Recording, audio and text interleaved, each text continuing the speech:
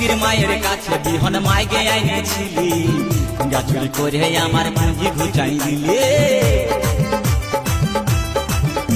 আরে খিন্দির মায়ের কাছে বিহন মাইগে আইনেছিলি, গাছুরি করে আমার পুঁজি ঘুচাই দিলি।